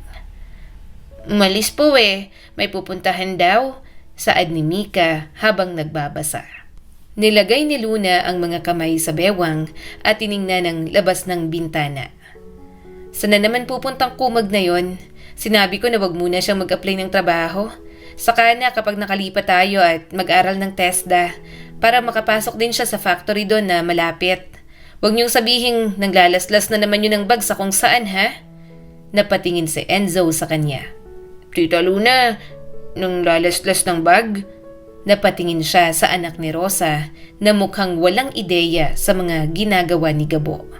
Ang alam lang ng mga ito, likas na takaw gulo ang tito ng mga ito. Ano lang yon? Wala. Nasira kasi ang bag ko dahil sa kanya. Sinabi niya ba kung saan siya nagpunta? Binigyan ko yun ng pang-budget dito bago umalis ah. May pagkain na naman po, Tita Luna. Saad ni Mika at binuksan ang takip ng pagkain. Nagluto po si Tito bago umalis. Saka saglit lang naman daw po siya. Kumain na po kaming dalawa ni Enzo. Hindi po siya kumain agad. Hihintayin niya daw po ang pagdating niyo kasi nga daw po sabi niyo, uuwi na kayo. Tumaas ang mga kilay ni Luna. Talaga? Ang corny niya naman. Anong tingin niya sa akin? Hindi kayang kumain mag-isa? Lumapit si Luna sa lamesa. Kumuha siya ng isang piraso ng ulam at tinikman yon na may kasamang sarsa. In fairness ang sarap naman pala magluto ng tito niyong baduy. Tumawa si Mika. Apo, Tita Luna, mas masarap pa pong magluto si Tito Gabo kaysa kay nanay. Sa kakahin naman po ganun yon. Sobrang lambing niya po sa amin. Inaalagaan pa rin po kami kahit na alam po namin na hindi niya naman po kaya. Bahagyang napangiti si Luna. Pasensya na kayo ha. Nag-away pa kami ng tito mo sa burol ng nanay niyo. Yung tito nyo kasi, sarap sa pakin ng mga panahong yon. Naintindihan ko naman kung gusto niyang siyang mag-aalaga sa inyo. Siyempre, hindi nyo naman ako gaanong kakilala. Alam nyong best friend ako ng nanay nyo, pero hindi nyo ako madalas makita. Mas komportable kayo kay Gabo. Saglit na natahimik si Mika. Parang may gusto itong itanong. Sa bandang huli, nagawa rin itong isatinig. Totoo po ba na napokpok ka, Tita Luna? Dinaan ni Luna sa ngiti ang tanong na yon. Bakit? San mo narinig? Ngumuso naman si Mika. Matagal ko na pong alam, pero nang mapalipat po kami rito, inaasar po kami ni Enzo kasi sa pokpok daw kami nakatira. Tapos po si Tito Gabo, sanggano pa raw. Mga ulila na daw po kami at mga walang kwentang mga nag-aalaga sa amin, kaya magiging walang kwenta din daw po kami. Huminto ang ngiti ni Luna. Pero hindi dahil nasaktan siya. Sanay na siya sa ganoong salita. Ang mas kumirot sa kanya ay pati pala ang mga bata ay dinadamay sa panghuhusga. Sinong nagsabi niyan? Tanong ni Luna habang nakataas ang isang kilay. Nagkatinginan sina Mika at Enzo. Si Enzo ang unang umiwas ng tingin. Mga kalaro po namin sa labas, sagot ni Mika. Yung mga bata po sa tapat, sabi po nila, wag daw po kaming makikinig sa inyo, masama raw po kayong impluwensya. Tumahimik si Luna. Gusto niyang alamin kung sino ang mga batang yon at isa-isang pitikin sa tenga. Manang-mana sa mga magulang na tsismoso at tsismosa. Anong pangalan ng mga batang yon? Tanong niya pa. Hindi ko po alam lahat, sagot ni Mika. Pero si Jomar po, saka si Lito, saka yung ate nilang si Tonet na Syonget, putol ni Luna. Kilala ko yon. Inggit sa akin ng babaeng yon. Hindi niya kasi matanggap na akong pinakamaganda dito. Hindi ko kailangan ng buong attendance. Alam ko na agad ang mga walang ibang ginawa kundi siraan ako. Napakunot noo si Enzo. Tita Luna, galit po ba kayo? Hindi, sagot niya sa huli. Nainis lang ako sa mga yon. Pero makikinig kayo sa akin ngayon ng mabuti. Una sa lahat, hindi lahat ng nagsasalita ay dapat pakinggan. Pero sabi po nila, sabat ni Enzo. Teka lang, muling putol ni Luna. Patapusin niyo muna ako. Hindi ako mahilig sa sermon pero mas ayaw kong lumaki kayong bingi sa katotohanan. Huminga siya ng malalim. Makinig kayo. Lahat ng tao may opinyon, libre yon. Parang hangin na kayang ibigay kanino man. Pero hindi lahat ng hangin ay malinis. May usok, may amoy, may lason. Napatingin si Mika at Enzo at tila sinusubukang intindihin ang mga sinasabi niya. Kapag sinabi ng isang tao na wala kang kwenta, dugtong ni Luna, tanungin mo muna sa sarili mo, kilala ba nila ako? Alam ba nila ang buhay ko? Alam ba nila kung anong pinagdaanan ko? Umiling si Mika. Hindi po. Kaya nga, sabi ni Luna. Ibig sabihin, hindi rin nila alam kung ano ang kaya mong maging. Sumandal si Luna sa silya. Ngayon, tungkol sa akin, kung ano man ang tawag nila sa akin, problema na nila yon. Hindi ako nabubuhay para linisin ang dila ng iba. Nabubuhay ako para may makain tayo, may matirahan at may pagkakataon kayong maging mas maayos kaysa sa mundong kinalakihan ninyo. Nangako ako kay Rosa na aalagaan ko kayong dalawa. Pero kayo, huwag niyong hayaang idikta ng mga batang wala pang alam sa buhay kung sino kayo. Tita Luna, Mahinang tanong ni Mika. Masama po ba talaga si Tito Gabo? Napapikit sandali si Luna. Hindi siya masama, pero nagkamali siya ng direksyon. At ang problema sa maling direksyon, kapag hindi mo itinama, dadalhin ka nito sa maling lugar. Alam naman niyo sa sarili niyo na mabait ang tayuhin ninyo. Sinusubukan niya na. Tumayo si Luna at naglakad papunta sa bintana. Tiningnan niya ang labas, ang mga bahay na dikit-dikit, ang mga batang nagtatakbuhan, at ang mga matang mabilis manghusga. Makinig kayo, sabi niya nang hindi lumilingon. Lilipat tayo. Nagkatinginan ang magkapatid. Lilipat? Ulit ni Mika. Oo, sagot ni Luna. Matagal ko ng plano to bago pa mawala si Rosa. Hindi dahil tumatakbo tayo. May mas magandang simula na naghihintay sa atin. Ako ang bahala sa inyo. May mga kalaro po ba ron? Tanong ni Enzo. Syempre naman, sagot ni Luna. Pero bago kayo makipaglaro, pipili kayo. Saka marami pa naman kayong magiging kaklase kapag pumasok na kayo sa eskwelahan. Mamili lang talaga kayo ng kakaibiganin. Paano po pipili? Tanong ni Mika. Humarap si Luna sa mga ito.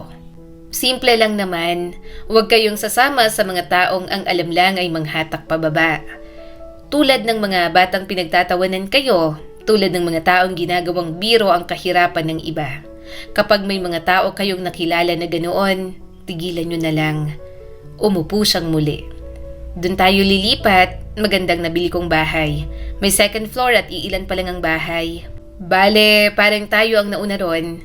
Mag-aaral kayo ng maayos, hindi para yumaman agad, hindi para ipagyabang, kundi para hindi kayo matulad sa mga taong sinasabi sa inyo na wala kayong kwenta. Gusto niya pang may marating ang mga anak ni Rosa. Gusto niyang makitang maayos ang mga ito para kahit papaano ay may magawa siya para sa kaibigan niyang namayapa na. Nandito na ako, sabi ni Gabo na kapapasok lang sa bahay. Sabay-sabay silang napatingin kay Gabo. Wala naman sanang espesyal. Wala dapat talaga para kay Luna. Subalit umawang ang bibig niya nang makita ang bago nitong gupit na buhok na kulay itim na. Sobrang linis din ng suot na puting t-shirt na parang mapupunit yon dahil sa malapad na dibdib at bahagyang muscles. Kahit sa maong nakupas, bagay na bagay dito. Wow, Tito! Ang pogi mo po ngayon! Malakas na sigaw ni Enzo at sinalubong ang tito nito. Natawa naman si Gabo. Ngayon lang. Sira, matagal na akong pogi. Dati pa to. Nakaawang pa rin ang bibig ni Luna habang pinagmamasdan si Gabo. Yun na nga ba ang sinasabi niya? Hindi bagay ang blonde na buhok dito. Kaya nang maging itim, sobrang saksakan ng gwapo. Mas lalo pang tumitingkad dahil sa simple ng suot nito. Bagay ba? Napakagatlabi si Gabo nang lumapit sa kanya. Itim lang buhok ko, gaya ng gusto mo. Hindi na blonde. Bagay ba? Pinaglapat muna ni Luna ang mga labi at pinilit ang sarili na umayos. San ka galing? Nagpagupit, saka nagpakulay ng buhok. May inayos lang, sagot ni Gabo. Nagtatanong-tanong na rin ako kung anong pwede kong kunin sa TESDA. Napatigil si Luna, hindi siya agad nakapagsalita. Sabi niya sa huli. Akala ko, bumalik ka na naman sa gawain mo. Ngumiti si Gabo. Sinusubukan ko na nga, saka gusto ko tong pagbabagong to. Natutuwa ako sa mga bagay na pinapagawa mo. Tinago ni Luna sa pag-ismid ang kabang nararamdaman. Nang muling tumawa si Gabo, parang bigla na lang siyang kinukuryente. Hindi niya na maintindihan ang sarili kung bakit gano'n ang dulot ng binata sa kanya. Kaya tumalikod na lang siya at kumain na lang.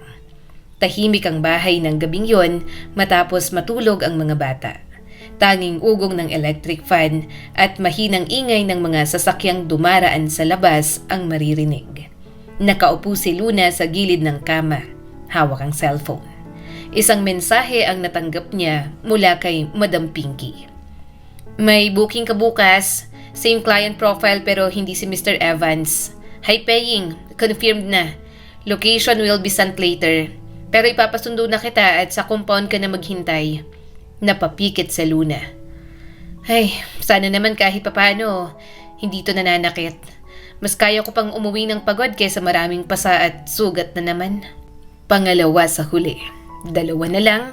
Kapag nagawa niya yon, 1 na lang at makakawala na siya sa gawaing yon. Parang may kamay na pumisil sa dibdib niya. Hindi dahil sa takot, kundi dahil sa pagod. Pagod na siyang magbilang ng mga araw na parang sentensya sa kanya. 2 na lang, bulong niya sa sarili. 2 na lang, Luna. Tapos ka na. Kaya mo yan. Malapit ka na sa pangarap mong buhay. Tumayo siya at nagbukas ng aparador. Kinuha niya ang damit na alam niyang babagay sa trabaho niyang yon. Habang nag-aayos, napatingin siya sa salamin. Saglit siyang natigilan. Hindi naman talaga siya ang Luna na yon. Ang nakita niya ay isang babaeng mukhang pagod na pagod magpanggap na okay lang ang lahat. Kaunti na lang, sabi niya sa salamin. Huwag ka nang umiyak, hindi ka pa tapos. Biglang may kumatok sa pinto. Luna! Boses ni Gabo. Anong kailangan mo? Tanong niya at pilit na ginawang normal ang tono. Binuksan ni Gabo ang pinto. Nakatayo ito roon, naka-t-shirt at shorts, basang-basa ang buhok na kagagaling lang sa pagligo. Aalis ka? Tanong nito ng diretsyo nang makita ang suot niya. Pusturang-pustura ka. Humigpit ang hawak ni Luna sa zipper ng bag. Oo, may pupuntahan ako. Saan? Mabilis na tanong ni Gabo. May aasikasuhin lang. Sagot niya sabay iwas ng tingin. Kumunot ang noo ni Gabo. Anong klase nga asikasuhin? Napabuntong hininga si Luna. Ayaw niya sanang dumating ang punto na yon. Ayaw niyang ipaliwanag, ayaw niyang maghubad ng katotohanan sa harap ng isang lalaking nagsisimula palang maniwala na kaya niyang magbago. Trabaho, maikli niyang tugon. Trabaho? Tumaas ang boses ni Gabo. Anong trabaho sa ganitong oras? Napailing si Luna. Huwag ka nang magtanong, Gabo, alam mo na yon. Bakit ka ba nagpapatuloy dyan? Halata namang ayaw mo na, di ba? Marami ka nang naipon. Ano pa ba? Natawa siya ng bahagya. Gabo, hindi lang naman sa ipon ko. Ang dami ng mali sa buhay ko. Isa ka lang sa mga hindi pa nasasanay. Saka hindi ko pwede basta talikuran ng ginagawa kong to. Marami pa akong kailangang kompletuhin. Tumahimik si Gabo sandali, saka nagsalita ulit. Gusto kong magbago, Luna. Totoong magbago kasi sinabi mo sa akin na magbago ako. Ginagawa ko na lahat ng kaya ko pero ikaw, parang ayaw mong iwan yung nakasanayan mo. Napaharap si Luna sa binata. Sa wakas, nagtagpo ang mga mata nila. Aalis naman ako dito, pero hindi mo maintindihan kung bakit kailangan ko pang gawin. Komplikado pero malapit na akong matapos dito, kaya nga bala ko nang lumayo kasama kayo. Akala mo ba ganito ang gusto kong buhay? Akala mo ba may choice lang ako, kaya pinipili ko to? Sinabi ko na sa'yo noon, binenta ko ng mga magulang ko sa kanila. Nahihirapan akong tubusin ang sarili ko. Hindi ako tulad mo. Hindi ako malaya sa mga bagay na gusto kong gawin. Hindi ako pwedeng basta-bastang tumigil. Hindi ako pwedeng magdesisyon ng, sige, simula bukas, mabait na ako. Sige, bukas, hindi na ako pokpok. Bakit ang hindi? Tanong ni Gabo. Kung gusto mo. Dahil hindi ganon ang red ring, biglang bulalas ni Luna. Nanlaki ang mga mata ni Gabo. Ano? Hindi ka basta-basta lalabas. Nanginginig na patuloy niya. May kota, may bilang at may utang kahit na sila naman ang sumira ng buhay ko. Natatakot akong sumuway kasi kapalit din ang buhay ko. 2 na lang. Ito ang pangalawa sa huli. Sa susunod, tapos na. Hindi ka dapat tumuloy, mariing sabi ni Gabo. Huwag kang pumunta. Napangiti si Luna ng mapait. Sana ganun lang kadali. Lumapit pa si Gabo. Kung tatakas ka, patay na ako bago pa ako makarating sa kanto. Sagot niya ng walang emosyon. Hindi pa ako nakakalabas ng bahay, may nakasunod na. Hindi sila nagbabanta, Gabo, nang hindi nila ginagawa. Mag-isa lang ako. Marami silang tauhan at may mga galamay sa labas. Kahit tumakas ako, wala akong mapupuntahan. Mahahanap at mahahanap pa rin nila ako. Kaya mas mabuting tapusin ko na lang ang trabaho ko sa kanila. Kumuyom ang kamao ni Gabo. Napasinghap na lang siya nang bigla itong napasuntok sa pader. Mahina itong nagmura at halatang frustrated. Luna, wala na ba talagang ibang paraan?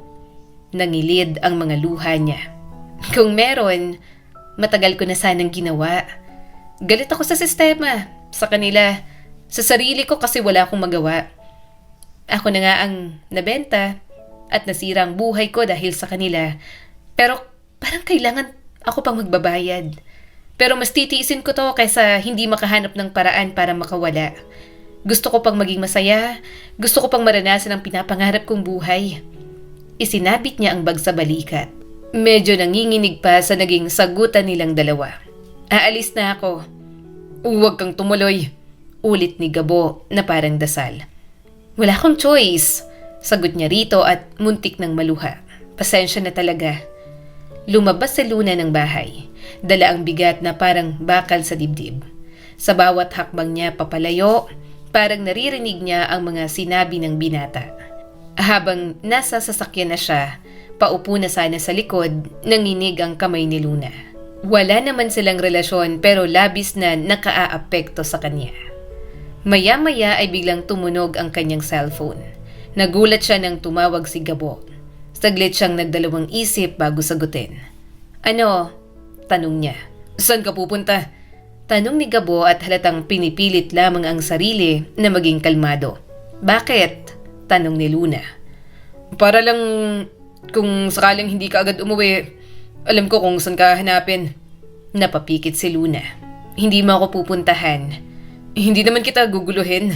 Sagot ni Gabo. Gusto ko lang malaman. Saglit na katahimikan ang namayani sa kanila. Hindi niya na alam kung anong dapat maramdaman sa mga emosyong ibinibigay sa kanya ng binata. Subalit ilang saglit pa, ibinigay ni Luna ang location. Salamat, sabi ni Gabo. Mag-iingat ka. Hindi siya agad nakasagot. Pagkababa ng tawag, tumingin si Luna sa bintana. Dumadaan ang mga ilaw ng poste na parang bilang ng mga pagkakataong hindi na niya mababawi. Hindi sila magkasintahan, wala silang relasyon, pero bakit parang may kasalanan siyang ginawa? Bakit parang may piraso ng sarili niya ang naiwan sa bahay, kasama ng isang lalaking galit, nag-aalala at walang magawa? Katulad ng gustong mangyari, sinunod niya ang gusto ng kliyente. Inaabot siya ng umaga roon. Hindi nga lang siya nakauwi agad dahil pinatawag siya ni Madam Pinky. Cleared ka na? Saad sa kanya ni Madam Pinky. Agad naman siyang nagtaka. Cleared? May isa pa, diba? Natawa si Madam Pinky. Ako nang bahala ron. Naging mabait ka naman at hindi naging pasaway sa Red Ring. Kaya ibibigay ko ng kalayaang gusto mo. Pero tandaan mo pa rin ang minamanmanan ka namin sa labas. Sa oras na may ginawa ka na ikakapahamak ng Red Ring, alam mo nang mangyayari. Marahan siyang tumango. Alam ko. Nang makaalis na siya sa opisina at makasakay ng sasakyan, hindi siya makapaniwala. Sa wakas, tatahakin na ni Luna ang buhay na gusto niya. Pagkababa niya ng sasakyan, mabilis siyang naglakad pa uwi. Gusto na lang niyang pumasok sa bahay, maligo, magpalit ng damit at magpanggap na wala siyang ginawa. Ngunit bago pa siya tuluyang makarating sa pintuan, nagulat siya nang makita si Gabo. Magulong buhok at parang hindi umalis sa pwesto buong gabi. Gabo, mahina niyang sambit. Tumayo ang binata nang makita siya. Namumula ang mga mata nito, may bakas ng puyat sa mukha. Halatang hindi natulog o kung natulog man, hindi yun pahinga.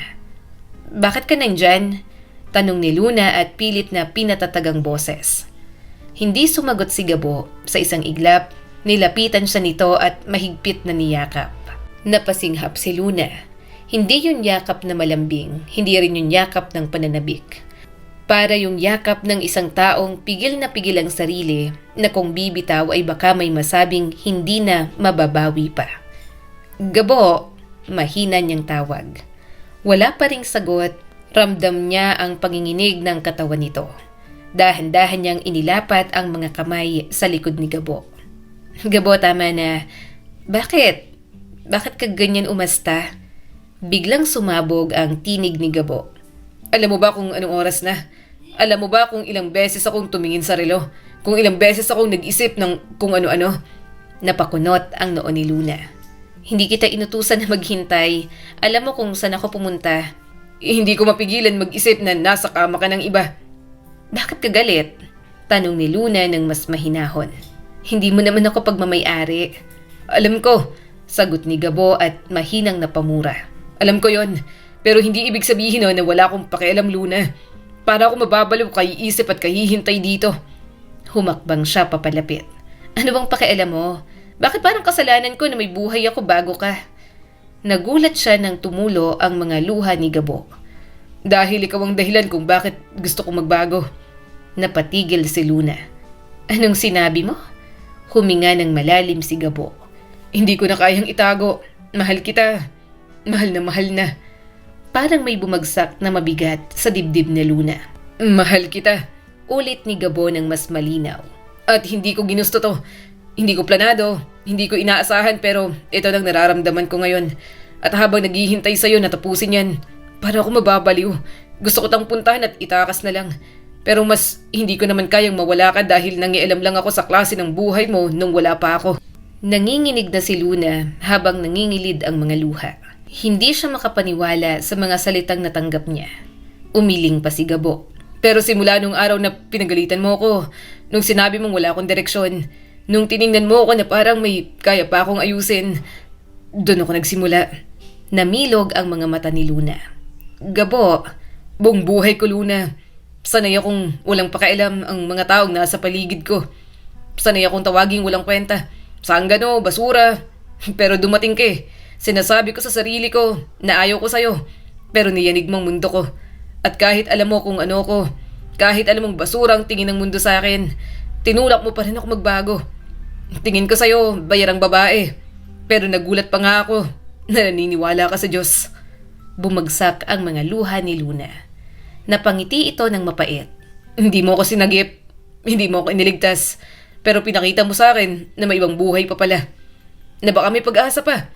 At kagabi, nung umalis ka, pakiramdam ko bumabalik ako sa dati. Galit ako kasi wala akong magawa. Galit ako kasi hindi kita kayang ilayo sa mundong ayaw kong ginagalawan mo. Galit ako kasi kahit anong pilit ko, hindi ko kayang baguhin ang mundo mo. Binago mo ang mundo ko pero ang mundo mo, kahit isang kilos, wala akong magawa kasi takot akong mawala ka. Napapikit sa Luna. Hindi na siya makahinga sa labis na pag-iyak. Subalit ang pag-iyak na yon ay may kasamang saya. Saya na hindi niya lubos maisip na mararamdaman niya yon kay Gabo. Hindi na niya napigilan ang sarili. Lumapit siya at niyakap si Gabo ng mas mahigpit at mas buo. Parang doon lang niya napagtanto kung gaano siya kapagod mag-isa. Hindi ko alam kung paano tumanggap ng pagmamahal, umiiyak niyang sabi. Hindi ko alam kung paano paniniwalaan na may taong kayang mahalin ako ng ganito. Hinawakan ni Gabo ang ulo niya at idiniin sa dibdib nito. Hindi ko rin alam kung paano magmahal ng tama. Pero sinusubukan ko kasi binigyan mo ng direksyon ng buhay ko. Wala na. Tapos na. Huli na yon. Isuko na natin kay Lord ang mga buhay natin. Mas lalong napaiyak si Luna nang mas humigpit ang yakap ni Gabo sa kanya. Magsimula na tayo na malayo sa lahat ng to. Pagkatapos ng araw na yon, mas nagsikap na silang asamin ang buhay na gusto nila. Lumipat na sila ng bahay, sa bahay na nabili niya. Nag-aral sa TESDA si Gabo ng welding. Nang matapos, sa awa ng Diyos ay nakapasok ito sa factory na malapit lang sa kanila. Kaya naman ni Luna pero gusto ni Gabo na maging provider para sa kanila. Kaya si Luna, sa halip na magtrabaho, binili na lang ng ibang properties ang kanyang ipon. Nag-alaga sa mga anak ni Rosa at nawili sa paghahalaman sa bakuran niya. Mahal, tingnan mo yung kalabasa ko, ang laki na. I-harvest ko na to bukas. Ngiting-ngiting sabi ni Luna habang nakaupo sa maliit na bangko. Nagsasalin siya ng mga lupa sa paso dahil susubukan niya namang magtanim ng mga namumulaklak na halaman. Nagulat siya nang biglang kinuha ni Gabo ang kamay niyang puno pa ng lupa. Sinuot nito ang isang simpleng silver ring sa kanyang kamay. Pakasal na tayo, Luna. Suminghap siya at agad na naluha. Mabilis siyang humarap dito. Sure ka na ba sa akin? Tumawa si Gabo at hinalikan siya sa noo. Ako dapat ang nagtatanong niyan. Sure ka ba sa akin? Alam kong luging-lugi ka sa akin, Luna. Natatawa siyang yumakap dito. Hindi ako lugi sa'yo. Ang pogi mo, masipag, masarap magluto, saka ang bango-bango pa. Napangiti ng malawak si Luna nang malakas na tumawa ang lalaking gusto niyang asawahin. Napapikit siya at dinama ang sandaling yon. Sa wakas, nakamit niya na ang simpleng pangarap kasama ang mga minamahal niya sa simpleng pamumuhay na binuo nila.